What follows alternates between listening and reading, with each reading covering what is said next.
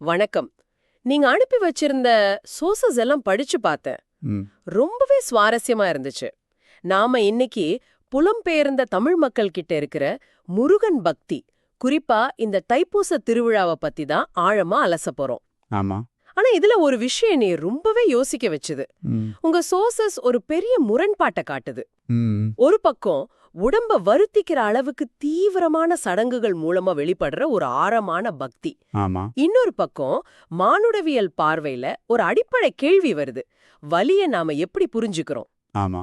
இன்னைக்கு இருக்கிற நவீன மருத்துவம் சொல்ற மாதிரி வலிங்கிறது நம்ம உடனே சரி செய்ய வேண்டிய, தவிர்க்க வேண்டிய ஒரு பிரச்சனையா, இல்ல அதுக்கே ஒரு அர்த்தம் இருக்கா? ஒரு புனிதமான அனுபவமா இருக்க முடியுமா? கரெக்ட். நாம இன்னைக்கு பேச போறதே அத பத்தி தான். அதாவது முருகன் வழிபாடு எப்படி தமிழ்நாட்டை தாண்டி உலகம் முழுக்க பரவுச்சுன்னு. ஆமா உலகம் முழுக்க பரவுச்சுன்னு பார்க்க போறோம். அதுக்கப்புறம் இந்த காவடி எடுக்கிறது மாதிரி தைப்பூச சடங்குகளுக்கு பின்னாடி இருக்கிற ஆழமான அர்த்தம் என்ன, அது வழி சம்பந்தமா நாம வச்சிருக்கிற பொதுவான கருத்தை எப்படி கேள்வி கேக்குதுன்னு அலசி ஆராயலாம். அருமை. அப்போ முருகன் வழிபாடு இந்தியாவை தாண்டி பரவின அந்த பழைய காலத்து வேர்கள்ல இருந்து ஆரம்பிக்கலாமா? நீங்க அனுப்புன ஒரு மூலத்திர முருகன் வள்ளி தேவிய தேடி கதிர்காமத்துல இறங்குனதா ஒரு புராணம் சொல்லுது. அப்போ இலங்கை தான் முதல் வெளிநாட்டு தலம்னு எடுத்துக்கலாமா? ம். புராணத்தின்படி அப்படிதான் சொல்லப்படுது. ஆனா வரலாற்று ரீதியா பார்த்தா இது இன்னும் பழமையானது. ஓஹோ. 11ஆம் நூற்றாண்டிலேயே இந்தோனேஷியாவோட ஜாவாக் தீவுல கந்தன் முருகன் வழிபாடு இருந்திருக்கு. அதுக்கான சிற்ப சான்றுகள் கூட கிடைச்சிருக்கு. அப்படியா? ஆமா, இன்னும் ஆச்சரியமான விஷயம் என்னன்னா, திபெத், சீனா, ஜப்பான் மாதிரியான பௌத்த மதம் பரவி இருந்த சமூகங்கள்லயும் கந்தன் முருகன் வழிபாடு இருந்திருக்கு. பௌத்த சமூகங்கள்லயா? ஆமா, அங்கதான் அம்மா முருகன் ஒரு போதிசத்துவரோட வடிவமா பார்க்கப்பட்டிருக்கார். அப்போ இந்த வழிபாடு பல நூற்றாண்டுகளா ஆசியா முழுக்க பரவி இருந்திருக்கு. ஆனா நாம இன்னைக்கு பாக்குற மலேசியா, சிங்கப்பூர், தென்னாப்பிரிக்கா மாதிரியான நாடுகள்ல இருக்கிற முருகன் கோயில்கள் இந்த பழங்கால தொடர்பால வந்ததில்லையே. இல்ல. அது 18, 19ஆம் நூற்றாண்டுகள்ல போன தமிழர்களோட நவீன புலம்பெயர்தலால வந்ததுதானே? நிச்சயமா. அந்த காலகட்டத்துல போனவங்கள ஒரு 3 முக்கிய குழுக்களா பிரிக்கலாம். முதல் குழு ஒப்பந்த தொழிலாளர்கள். பிரிட்டிஷ் கூட்டிட்டு போனவங்க. ஆமா, பிரிட்டிஷ் பேரரசு கரும்பு தோட்டங்கள்லயும் ரப்பர் தோட்டங்கள்லயும் வேலை செய்ய இவங்கள கூட்டிட்டு போனாங்க. 2வது வணிகம் செய்ய போன செட்டியார் சமூகம். சரி. 3வது நிர்வாக திறமைக்காக ஆங்கிலேயர்களாலேயே அழைத்துச் செல்லப்பட்ட ஆங்கிலம் படிச்ச தமிழர்கள். இவங்க தான் ஆப்பிரிக்கா, மொரிஷியஸ், சிங்கப்பூர், ஃபிஜி மாதிரியான நாடுகளுக்கு போனாங்க. ஆனா அவங்க போன இடத்துல அவங்க மதம், கலாச்சாரத்தை பின்பற்றது அவ்வளவு சுலபமா இருந்திருக்காதே. சுலபம்னு சொல்லவே முடியாது. அவங்களுக்கு நிறைய பிரச்சனைகள் வந்துச்சு. முதல் பிரச்சனை மத குருமார்கள் பற்றாக்குறை. சடங்குகள் செய்ய வழி நடத்த ஆட்கள் இல்லை. 2வது ஒரு பெரிய மனத்தடை. அந்த காலத்துல கடலை கடந்தாலே சாதி அந்தஸ்தை இழந்துடுவோன்னு ஒரு பயம் இருந்துச்சு. ஓ, அப்படியா? அதனால பல பேர் வெளிப்படையா மத சடங்குகள்ல ஈடுபட தயங்குனாங்க. அப்போ காலனித்துவ அரசாங்கத்தோட அணுகுமுறை எப்படி இருந்துச்சு? அதுதான் 3வது பெரிய சவால். காலனித்துவ நிர்வாகங்கள் இந்து பண்டிகைகளை அங்கீகரிக்கல. அதுக்கு விடுமுறை கிடையாது. பொது இடங்கள்ல ஊர்வலம் நடத்த தடை இருந்துச்சு. அப்போ மதம் வீட்டுக்குள்ள முடங்கி போச்சா? ஆமா, இங்குதான் உங்க சோர்சஸ் சுட்டி காட்டுற மாதிரி பெண்கள் ஒரு முக்கியமான பங்காற்றினாங்க. அவங்க தான் வீட்டுக்குள்ள சின்னதா சாமிகளை வச்சு விளக்கேத்தி தங்களுக்கு தெரிஞ்ச பாடல்களை பாடி அடுத்த தலைமுறைக்கு இந்த நம்பிக்கையை கடத்தினாங்க. வீட்டு வழிபாட்டு முறைகளை அவங்க கைவிடவே இல்லை. அதுதான் அந்த நம்பிக்கை இன்னைக்கும் தழைச்சிருக்கிறதுக்கு மிக முக்கியமான காரணம். கரெக்ட். அந்த விடாப்பிடியான பக்திக்கு தைப்பூசம் ஒரு மிகச்சிறந்த உதாரணம். குறிப்பா சிங்கப்பூர், மலேசியால இது எவ்வளோ பிரம்மாண்டமா கொண்டாடப்படுதுன்னு நீங்க தந்த தெய்வீக வேல் கட்டுரையை ரொம்ப அழகா விவரிக்குது. ஆமா, தைப்பூசத்தை புரிஞ்சுக்க முதல்ல முருகனோட புராணத்தை புரிஞ்சுக்கணும். ரொம்ப பழமையான தமிழ் இலக்கியமான தொல்காப்பியத்துல முருகன் குறிஞ்சி நிலத்தோட கடவுள், மலையும் மலை சார்ந்த இடத்தோட கடவுள். ஆஹா, அப்போ அவருக்கு பேரு சேயோன், அதாவது சிவந்தவன்.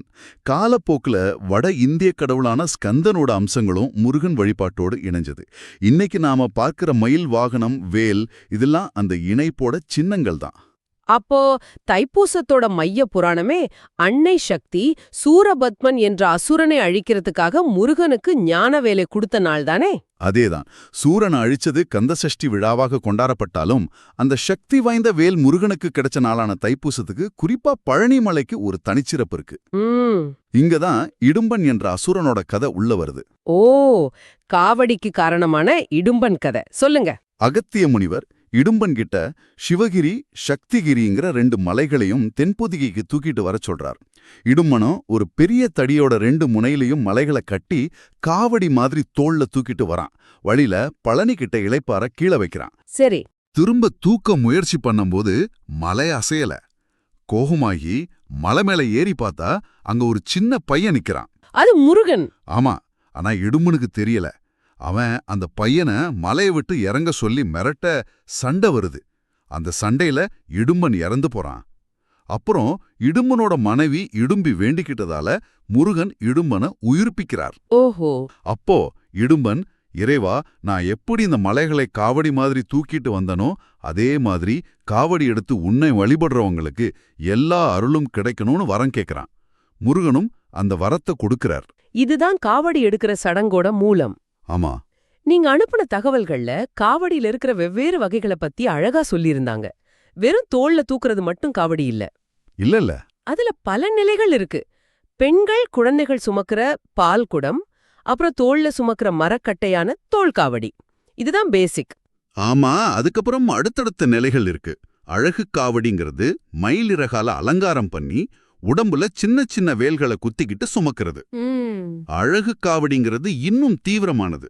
நாக்குலையோ இல்ல கண்ணத்திலையோ வேலை குத்திக்கிறது. சரி. இதோட உச்சகட்டமா பாக்குறது ரத காவடி. ரத காவடியா? ஆமா, முதுகுல கொக்கிகளை மாட்டி சின்ன தேரையே இழுத்துட்டு போவாங்க. நினைச்சு பார்க்கவே உடம்பு கூசுது. ரத காவடி முதுகுல கொக்கிகளை மாட்டி தேர் இழுக்கிறதுனா அதுக்கு எவ்வளவு மனதைரியமும் உடல் பலமும் தேவை. நிச்சயமா. இந்த ஊர்வலம் முழுக்க வேல் வேல்னு முழக்கமும் காவடி சிந்து இசையும் அவங்களுக்கு ஒரு விதமான ஊக்கத்தை கொடுக்குதுன்னு படிச்சேன். நிச்சயமா, அந்த இசையும் முழக்கமும் அவங்கள ஒரு விதமான பரவச நிலைக்கு கொண்டு போடுது. இப்போதான் நம்ம உரையாடலோட மைய புள்ளிக்கு வரோம். ஆமா. இந்த சடங்குகளை பார்க்கிற ஒரு வெளியாளுக்கு இது ஒரு கொடுமையான உடலை வருத்திக்கிற செயலா தெரியலாம். ஆனா செய்யறவங்களுக்கு அது என்னவா இருக்கு? கரெக்ட். இங்கதான் நீங்க அனுப்பின மானுடவியல் ஆய்வு கட்டுரை நம்ம புரிதலை மொத்தமா மாத்துது. ஆமா, அது வலிய பத்தி நாம வச்சிருக்கிற நவீன கண்ணோட்டத்தையே கேள்வி கேக்குது. வலிங்கிறது என்ன? இதுதான் அந்த கட்டுரையோட அடிப்படை கேள்வி. அந்த கட்டுரைப்படி வலிய பத்தி 2 வேறுபட்ட கண்ணோட்டங்கள் இருக்கு. ஒன்னு மேற்கத்திய மருத்துவ பார்வை. அவங்க பார்வையில வலிங்கிறது 5வது முக்கிய அறிகுறி. 5th vital sign. அதாவது உடம்புல ஏதோ தப்பா இருக்குன்னு சொல்ற ஒரு சிக்னல். அதை உடனே சரி செய்யணும். ஆமா, வலி நிவாரணிகள் கொடுத்து அந்த வலியை ஒப்சையணும். வலி இல்லாத ஒரு நிலைதான் ஆரோக்கியம். இது மயக்க மருந்து வலி நிவாரணிகள்லாம் வந்த பிறகு வலுவான ஒரு நவீன கண்ணோட்டம். சரி, இது நமக்கு தெரிஞ்சதுதான். 2வது பார்வை என்ன? அதுதான் புனித வலி பார்வை. இது தைப்பூசம் சில கிறிஸ்தவ பிரிவுகள்ல தங்களை சாட்டையால அடிச்சுக்கிறது, அமெரிக்க பழங்குடியினரோட சூரிய நடனம் மாதிரியான பல மத பாரம்பரியங்கள்ல காணப்படுது. ஓஹோ, இங்க வலிங்கிறது ஒரு அர்த்தமுள்ள ஒரு நபரை மாற்றக்கூடிய, ஏன் குணப்படுத்தக்கூடிய சக்தியா பார்க்கப்படுது. அது வெறுமனே ஒரு உடல் ரீதியான உணர்வு இல்ல. அது இறைவனோட இணையறதுக்கும் சமூகத்தோட பிணைப்பை வலுப்படுத்தவும் ஒரு வழியா இருக்கு. கரெக்டா சொன்னீங்க. அப்போ தைப்பூசத்துல காவடி எடுக்கிறது இந்த புனித வலிக்கு ஒரு மிகச்சிறந்த உதாரணம். ஆனா ஒரு கேள்வி வருது. ஒரு நோயாளி அனுபவிக்கிற வலிக்கும் இந்த பக்தர்கள் அனுபவிக்கிற வலிக்கும் என்ன வித்தியாசம்? 2மே உடல்ல ஏற்படுறது தானே. இதுக்கு பின்னாடி இருக்கிற உளவியல் என்ன? ரொம்ப முக்கியமான கேள்வி. வித்தியாசம் மனநிலையில தான் இருக்கு. பக்தர்கள் இந்த சடங்குக்கு தங்களை பல வாரங்கள், ஏன் பல மாதங்கள் தயார்படுத்திக்கிறாங்க. விரதம், பிரார்த்தனை, புலனடக்கம்னு அவங்க ஒரு கடுமையான ஒழுக்கத்தை பின்பற்றுறாங்க. இந்த தயாரிப்பு மூலமா அவங்க ஒரு விதமான தியான நிலைய, அதாவது விஞ்ஞானிகள் சொல்ற மாறிய உணர்வு நிலைய, ஆல்டர்ட் ஸ்டேட் ஆஃப் கான்ஷியஸ்னஸ் அடையறாங்க. மாறிய உணர்வு நிலை, அது கொஞ்சம் விளக்க முடியுமா? இதை ஒரு மாரத்தான் ஓட்டப்பந்தய வீரரோட ஜோன் நிலைக்கு ஒப்பிடலாம். ஓடும்போது ஒரு கட்டத்துக்கு மேல அவங்க உடல்ல ஏற்படுற வலிய அவங்க மனம் உணராது. ஒரு விதமான பரவச நிலையில. ஆமா, ஒரு விதமான பரவச நிலையில இலக்க நோக்கி மட்டும் ஓடுவாங்க. அதே மாதிரி தான் இங்கேயும் பக்தர்கள் தங்களோட கவனத்தை முழுக்க இறைவன் மேல குவிக்கிறதுனால அவங்க மனம் உடல்ல ஏற்படுற வலி சிக்னல்கள்ல இருந்து தன்னை துண்டிச்சுக்குது. ஓஹோ. அதனால தான் அவங்க வலிய உணாரதுக்கு பதிலா ஒரு விதமான பரவசம், அமைதி, பாரமுள்ளாத இலேசான உணர்வை அனுபவிப்பதா சொல்றாங்க. இங்க வலி துன்பத்துக்கான காரணமா இல்லாம துன்பத்துக்கான தீர்வா மாறுது. ஆச்சரியமா இருக்கு. ஒரு நிமிஷம், நீங்க சொல்றது சீன பௌத்தர்களும் காவடி எடுக்கறாங்கன்னா இது ஹிந்து மத பண்டிகைன்னு நினைச்சேன். அது எப்படி நடந்தது? நீங்க அனுப்பின ஒரு மூலத்துல இத பத்தி சொல்லியிருந்தது, ஆனா நம்ப முடியல. ஆமா, இதுதான் இந்த சடங்கோட சக்தியை காட்டுது.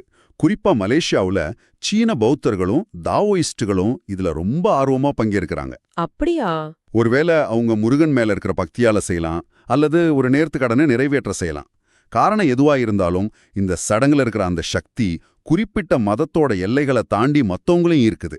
ஒரு மனித அனுபவமா அது மாறுது. அப்போ இந்த சடங்கு புலம்பெயர்ந்த தமிழர்கள் தங்களோட அடையாளத்தை பாதுகாத்துக்கிற ஒரு வழியா மட்டும் இல்லாம அவங்க வாழ்ற புதிய சமூகங்களோட ஒரு பாலமாவும் செயல்படுதுன்னு சொல்லலாமா?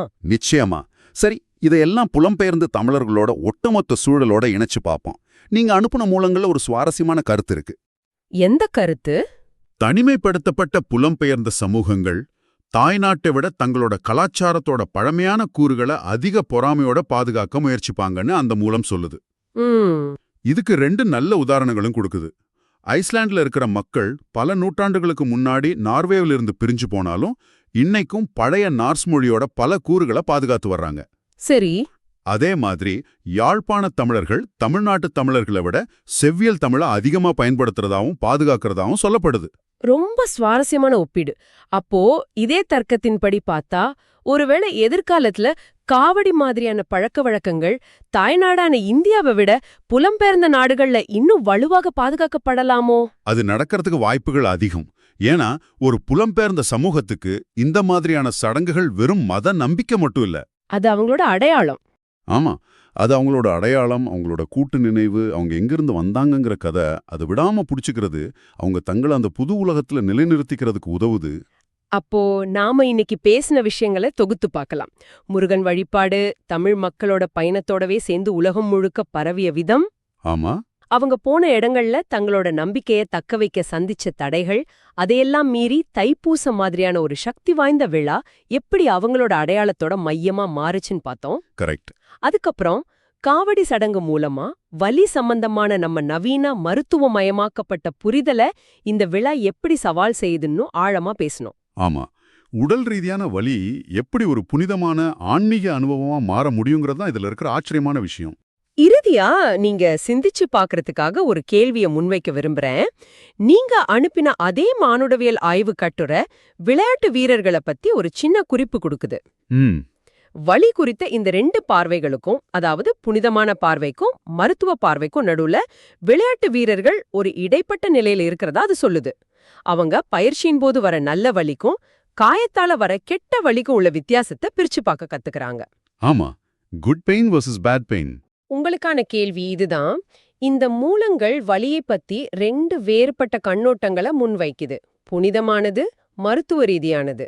ஆனா விளையாட்டு வீரர்களோட உதாரணம் நோக்கமுள்ள வலிக்கு ஒரு நவீன மதச்சார்பற்ற வடிவமும் இருக்கலான்னு காட்டுது. நம்மளோட சொந்த வாழ்க்கையில மதம் அல்லது விளையாட்டுக்கு அப்பால் ஒரு வளர்ச்சிக்கு இது வழிவகுக்கும்னு தெரிஞ்சே நாம ஒரு அசௌகரியத்தையோ அல்லது ஒரு நல்ல வலியையோ